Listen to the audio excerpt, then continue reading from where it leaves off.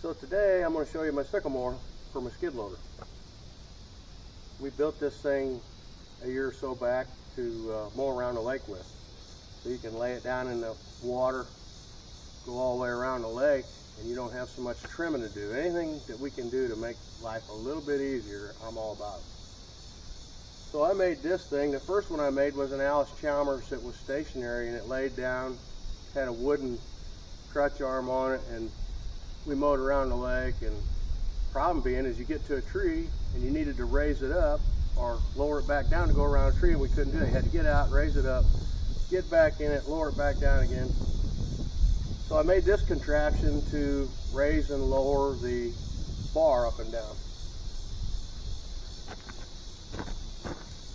I used a cylinder and a cable, and I made some pulleys, and I welded a bar onto the wobble box and onto the bar to lay it down. And it works really good. You can go way down negative, or you can go way up positive with it. You can also stand it straight up and down, because I got a stop bolt in here, so when it's straight up and down, you can go down and you can trim the side of a bush, trees, whatever. It's 9 feet tall, so if you was to cut off 9 feet and then raise it up 9 feet, you could trim trees 18 feet tall with it. When you get too big of a branch in there and you see it just chewing on it and chewing on it, sometimes you got to leave it go. You don't want to cut off too big of a branch, but if they'll chew on it long enough, it'll take it off of there for you. I started off with a 9-foot International 3-point sickle mower. I found it at a scrap iron place, and I bought it for scrap. I think I paid $250, $300 for it, something like that. Brought it home and I cut everything off of it and started modifying it and changing things around. But I'm going to give you a better look at how it works and how my hydraulics work, and then I'm going to go trim some trees with it so you can see what's going on. So you can see I'm running a 3-hose system, case drain, in and out. This motor I put on here, I had laying here. It's a Vickers motor. It's way too big for what I'm trying to do with it, way too big. So what I did was I took a flow control valve and I slowed the speed way down with this flow control valve. So my oil comes in. This is your adjustable lever, so you can go faster and slower.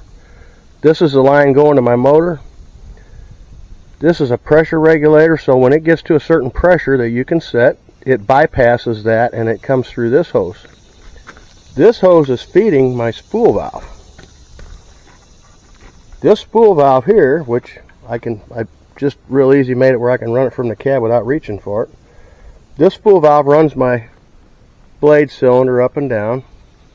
Then it returns oil back to the return of the motor and comes back to the machine. So the only thing that you have in here is what little bit of oil is getting bypassed from the flow control and your return oil. So what that does is it makes your blade lay down nice and easy, and it makes it come up nice and easy. No jerking, no jerking, don't like that.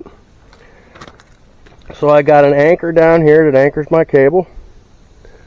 I got a homemade pulley up here that's just a piece of brass I just pack it full of grease.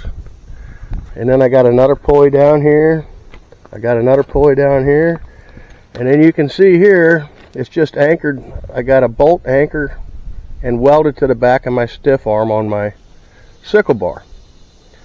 So the nice thing about an International or a John Deere, either one of their wobble boxes, you can run them standing straight up and down, or you can run them laying down. They don't care which position they're at when you run them.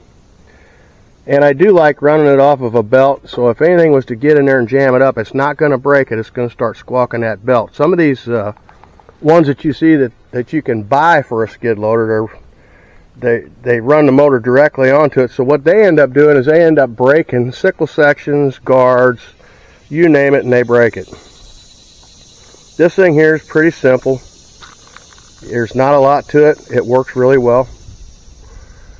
I think I need to explain more. A lot of people have given me questions about hydraulic motors and, you know, how many RPMs, how many gallons a minute, all this kind of stuff. So I think what I'm going to do when I get all said and done, I'm going to make a hydraulics 101 video and show everybody about flow control valves, 2 hose motors, 3 hose motors with a case drain, spool valves, hydraulic cylinders, all that kind of stuff, so you can get a better idea. If you're wanting to build something, you can get a better idea on what you need to be looking for, what kind of parts you need to look for, how many gallons per minute your machine's putting out, and so on. But I'm not going to do that today, but I am going to try to do that so everybody can get a better handle on hydraulics and you know, some of the basics, so that you can do something like this and not get yourself into a bind. The other thing was to take and cut these 2 beams that I've got it sitting on here, and I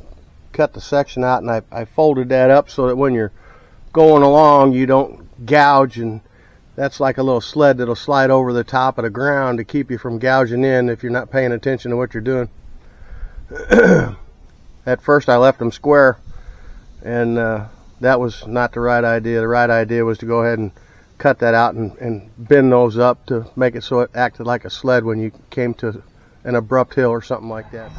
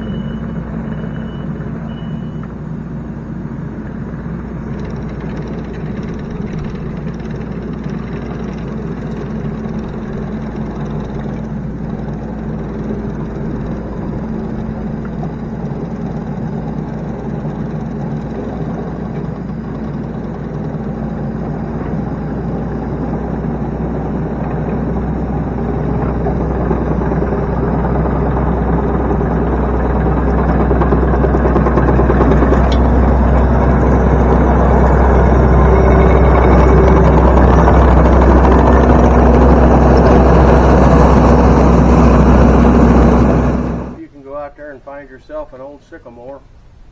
Make yourself something that's going to save you some labor. Make life a little easier. So I'm going to try to get a video together and explain hydraulic motors. I might try to do that in the next week or two and see if I can help everybody out as far as RPMs and everything like that. But in the meantime, if you haven't subscribed, subscribe to my channel so you can watch all my videos and see what you think. And as always, I thank you for watching.